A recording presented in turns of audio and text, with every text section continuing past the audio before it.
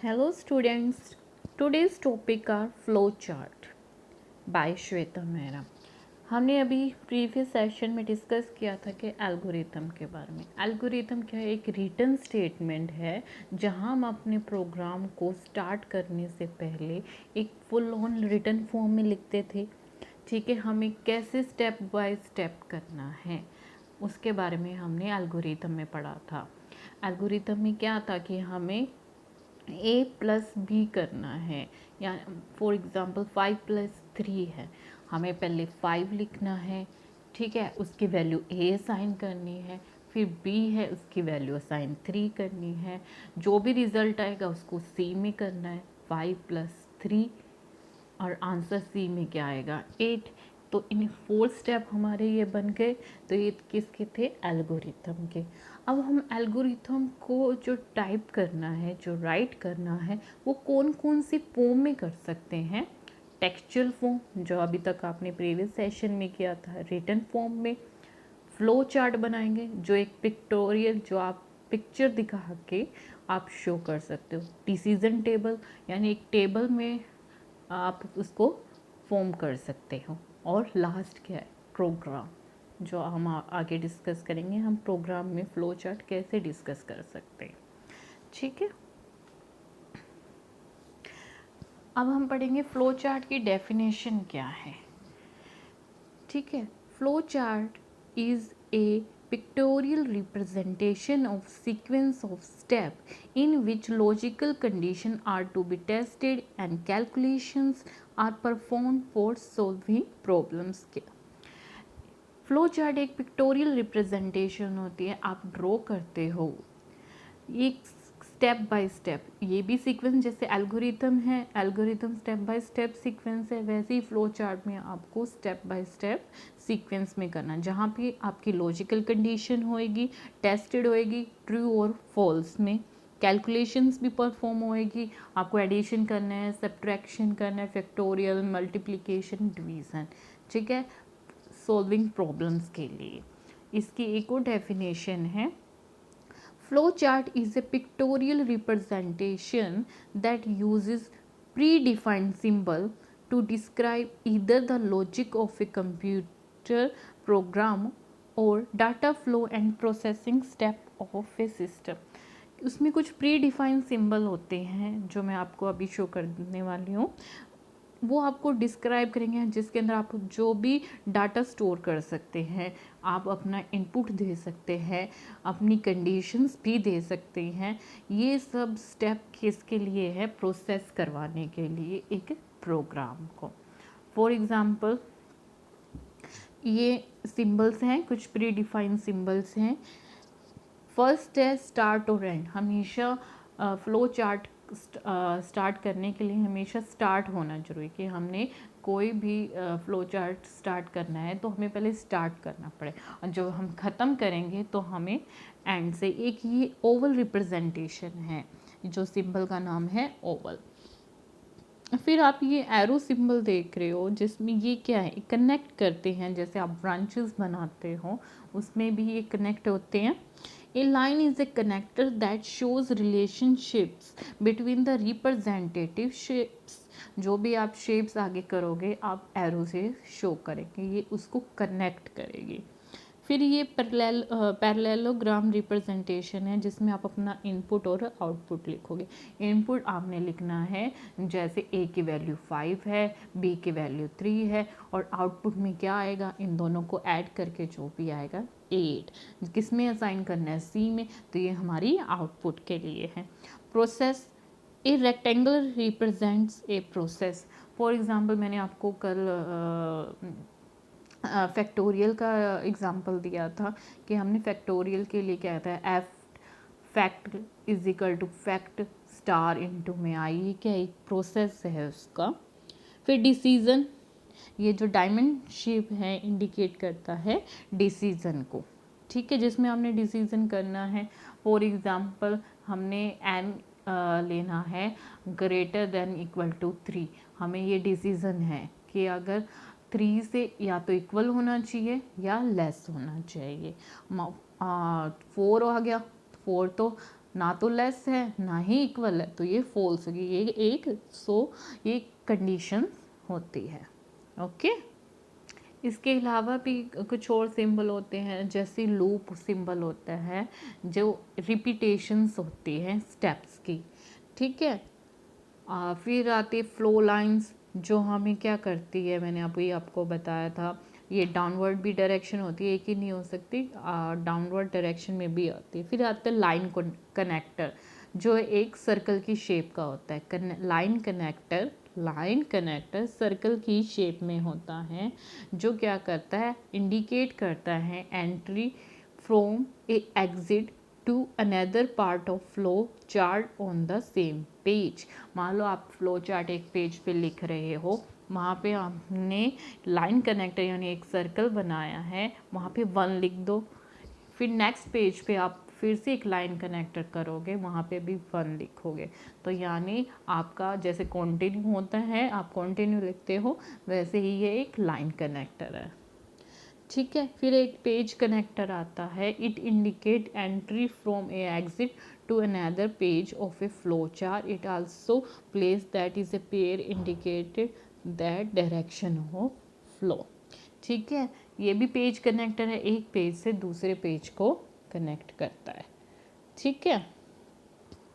Line connector sorry same page पे होता है, थोड़ी मिस्टेक हो गई है, और पेज कनेक्टर क्या होता है, 1 पेज से 2nd पेज पे, ठीक है।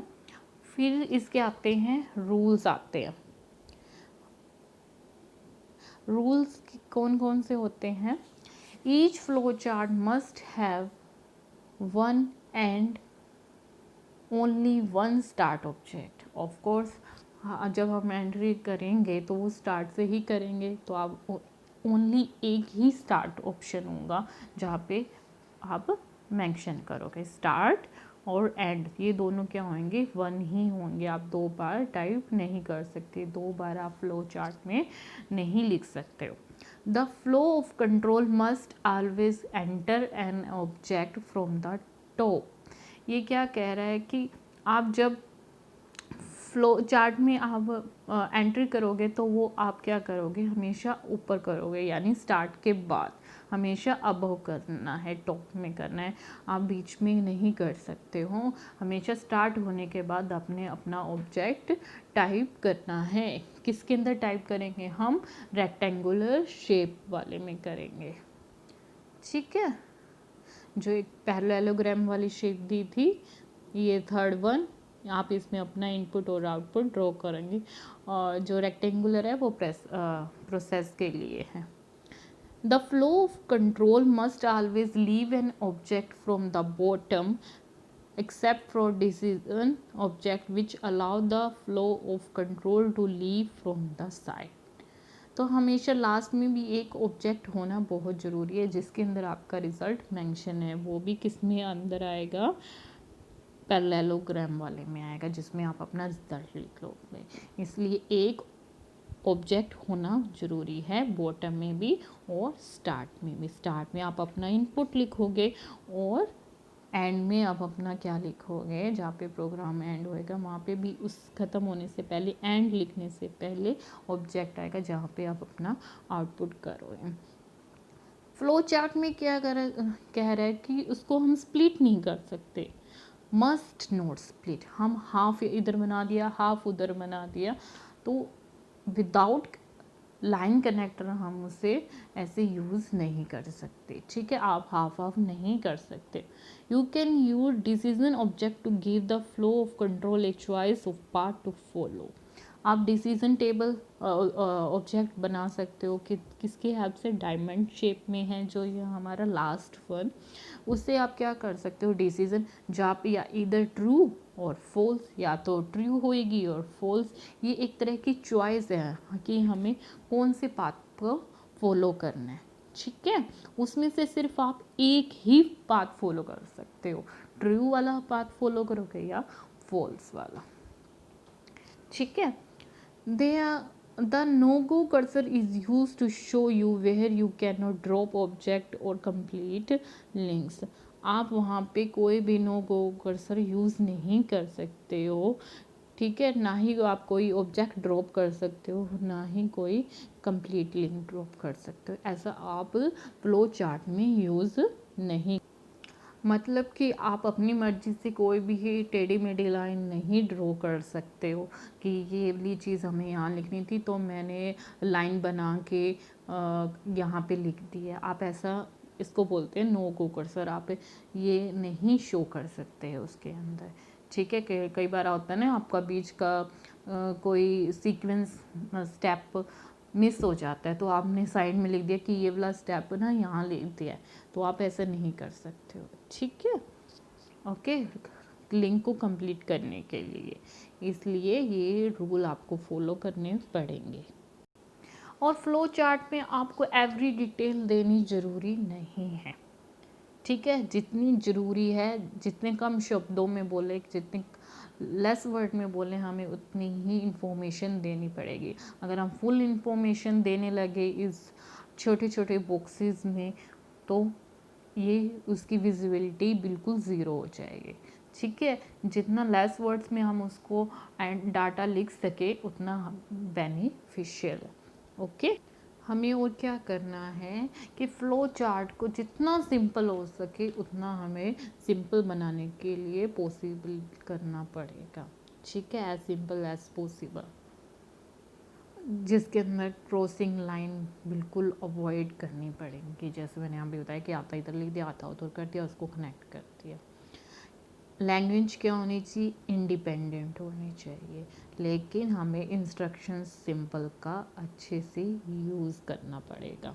ठीक है, इंस्ट्रक्शन सिंपल, कोई भी हम किसको कैसे इंस्ट्रक्ट करने के लिए जो भी सिंबल यूज़ कर रहे हैं उसको अच्छे से यूज़ करना।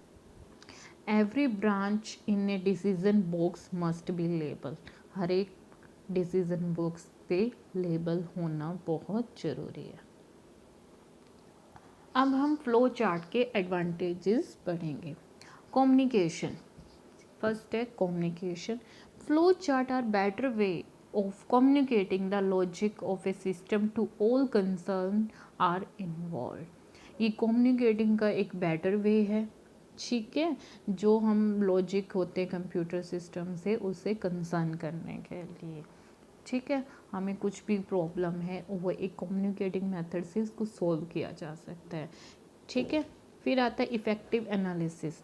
With the help of flow chart problem can be analysed in more effective way, therefore reducing cost and waste of time. इसमें क्या था, फ्लो चार्ट की हेल्प से हम प्रॉब्लम को अच्छे तरीके से सोल्व कर पाएंगे, जिससे हमारी कॉस्ट भी रिड्यूस होएगी और टाइम भी वेस्ट नहीं होगा। Proper documentation, program flowchart serve as a good program documentation which is needed for various purpose, making things more efficient। मतलब ये एक अच्छा साधन है प्रोग्राम को डॉक्यूमेंटेशन के तरफ पर रखने का, जिससे क्या हो सकता है बहुत सारे काम सॉल्व जल्दी हो जाएंगे और बहुत अच्छे तरीके से हो जाएंगे। Efficient coding, the flow chart act as a guide, एक गाइड ही है कि हमें क्या करना है, वो हमें बताएगा। जब हम प्रोग्राम टाइप करेंगे, हम लिखेंगे आगे, जैसे फोर्ट्रान आने वाली है तो ये गाइड के तौर पे यूज़ होगा। ब्लूप्रिंट ही है during the system analysis and program development phase. ठीक है, सिस्टम के अकॉर्डिंग और प्रोग्राम जब हम बनाएंगे उसमें एक ब्लूप्रिंट के तौर पे रहेगा। प्रॉपर डीबगिंग, अच्छे से हमने फ्लो चार्ट बनाए हुए हैं तो एरर नहीं आएगी। ठीक है, इससे हमारा क्या आएगा, डीबगिंग की प्रोसेस भी हो जाएगी। डीबगिंग क्या होता है, finding the error.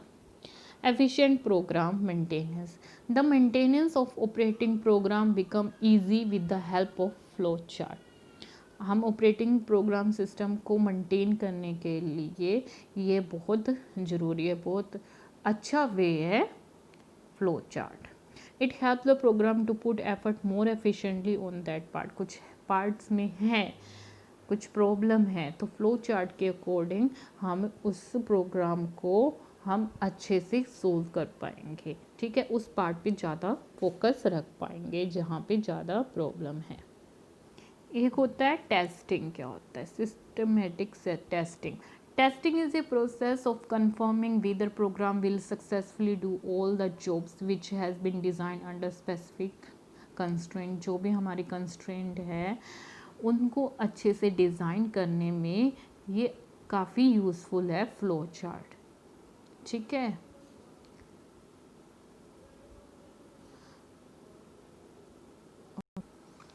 Flow chart को में बहुत सारी लिमिटेशंस भी है, जैसे कॉम्प्लेक्स लॉजिक है. Sometimes the program logic is quite complicated. In this cash flow chart becomes complex and clumsy. This will become a pain for the user and resulting in a waste of time and money trying to correct the problem. क्या है कि कई बार होता है ना, जैसे हमने decision making में बहुत सारी कंडीशंस लगा दी, जिसके कारण क्या हो गया, प्रोग्राम है ना बहुत ही कॉम्प्लेक्स हो गया. तो उसमें को हम जब हम प्रोग्राम में टाइप करेंगे तो क्या एरर होने के बहुत चांसेस है. ठीक है. तो उसमें हमारा बहुत सारा टाइम वेस्ट हो जाएगा. ठीक है, प्रॉब्लम को ठीक करने में, क्योंकि बहुत ज़्यादा कॉम्प्लेक्स हो जाएगी अगर हमने कंडीशन बहुत सारी लगा दी. Alteration and modification. अल्ट्रेशन कुछ अमेंडमेंट्स करना, कुछ मॉडिफिकेशन कुछ नया लगाना. If alterations are required the flow chart में require redrawing completely. This usually waste of valuable time. कुछ भी हमने चेंजेस करनी है, कुछ नया ऐड करना है, तो क्या करना पड़ेगा, फ्लो चार्ट को वापस से राइट करना पड़ेगा, जो कि completely waste of time. Reproduction. As the flowchart symbol cannot be typed, reproduction of flowchart becomes a problem. Computer में क्या है कि flowchart symbol को टाइप करना बहुत ही मुश्किल है, इसलिए ये बहुत बड़ी प्रॉब्लम है. ओके. और क्या हो सकता है, सोचते हैं हम फ्लो चार्ट की और क्या लिमिटेशन होती है. फ्लो चार्ट क्या होता है, टाइम बहुत लेता है इसको ड्रॉ करने में, अच्छे से ड्रॉ करने में, क्लीन एंड क्लियर करने में भी बहुत टाइम लगता है, बहुत ज़्यादा मेहनत लगती है. कई बार क्या होता है, हमारे स्टैंडर्ड पे खरा नहीं होता, तो हमने बहुत बुरी तरह ड्रॉ किया है, तो ऐसा लगता है कि जैसे गलती हो लिखा हो. ठीक है. तो ये भी एक बहुत बड़ी मेजर प्रॉब्लम है. और कुछ एग्जाम्पल आपके सामने हैं फ्लो चार्ट का. मैंने आपको बताया था कि हमेशा स्टार्ट और एंड लिखना बहुत ज़रूरी है. स्टार्ट ओवल शेप में लिखा है. रीड टेम्प, ये यहाँ पे जहाँ पे हमने इनपुट दी है रीड टेम्प. फिर हमने डायमंड शेप है जहाँ पे हमने कंडीशन लगाई है कि temperature temp for is equal to temperature. ठीक है, कि टेम्परेचर लेस देन 32 होना चाहिए. क्या 30 हमने कुछ इनपुट दिया है, तो वहाँ पे हमने जैसे दिया है 41. क्या 32 से वो लेस है 41? नो. तो क्या करेंगे, प्रिंट अबव फ्रीजिंग. फ्रीजिंग से वो अबव है. अगर लेस देन है फॉर एग्जाम्पल 28 तो येस करेंगे. तो हमारा आउटपुट क्या है, ये जो प्रिंट लिखा हुआ है दोनों आउटपुट हैं जो पैरेललोग्राम शेप में है. Print below freezing. ठीक है. अगर ज़्यादा है 41 जैसे मैंने बोला, अगर ज़्यादा है फ्रीजिंग से तो अबव फ्रीजिंग लिखेंगे, नो में जाएंगे. अगर कम है 28 तो येस करेंगे, तो बिलो फ्रीजिंग करेंगे. दोनों में से एक ही कंडीशन सेटिस्फाई होएगी, येस और नो की. जो भी रिजल्ट आएगा एंड स्टार्ट और end compulsory. Okay. The next program में सिंपल एडिशन का दे रखा है. स्टार्ट करा. ठीक है. एंटर द इंटीजर ए, ये हमारा इनपुट है. गेट ए, उसको ए लिखना है. कोई भी नंबर है उसको ए असाइन कराना है. रीड इनपुट वेरिएबल बी, उसको गेट बी लिखना है. ठीक है. ओनली ए और बी लिखना है. पहले ए इनपुट दिया, फिर बी इनपुट दिया. फिर हमने क्या करना है, इसमें कंडीशन तो है नहीं तो प्रोसेस लगेगा. ठीक है. ये प्रोसेस सिंबल है रेक्टेंगुलर शेप कि ए प्लस बी को सी वैल्यू असाइन करते. जो सी है वो ए प्लस बी का समीशन है, ऐड है. ठीक है. एडिशन है ए प्लस बी. अब जो रिजल्ट आएगा वापस पैरेललोग्राम में लिखेंगे सी. क्या करेंगे, put the sum is C, वो सी में आंसर कर देंगे. प्रोग्राम यहाँ पे एंड हो जाएगा. ठीक है, thank you so much. Like, comment and subscribe.